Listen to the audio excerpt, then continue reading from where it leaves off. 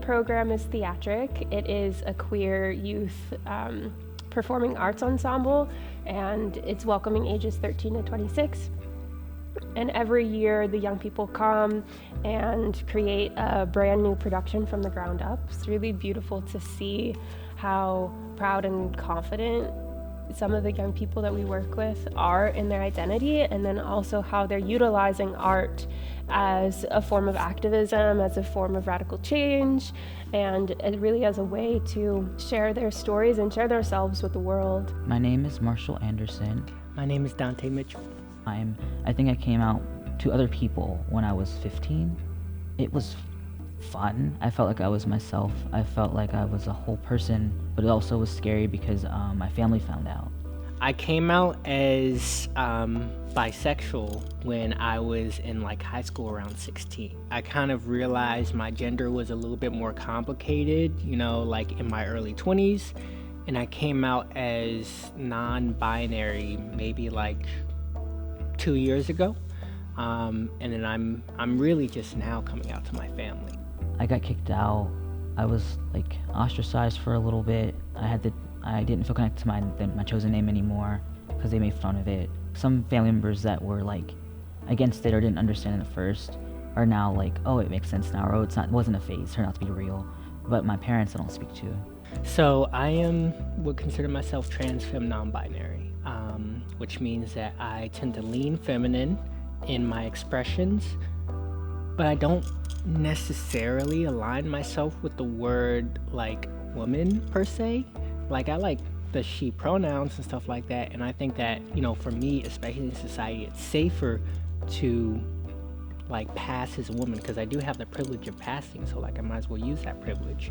But it's always more complicated than that. I left home for a week. I stayed with my partner at the time that was not a good person. I stayed with him for a week and just until I felt safe to go home. And then when I went back home, I dealt with it for a couple more years of the transphobia and things. And during COVID, I finally left at 16 and I live with my grandma since. She's tolerant. I feel with acceptance, it's more so seeing me for who I am, affirming my gender, affirming my pronouns, being respectful, and tolerating is just more so I'm affirming your gender to appease you or to make you feel to kind of mitigate issues. It doesn't feel like a genuine, I see you for who you are. It's I'm doing this thing because I know otherwise you won't talk to me.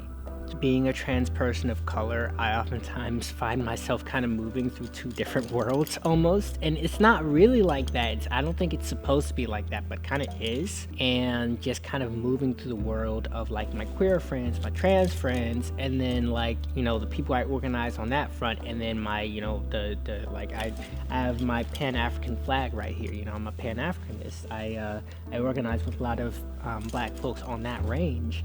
There's not as many trans folk in there.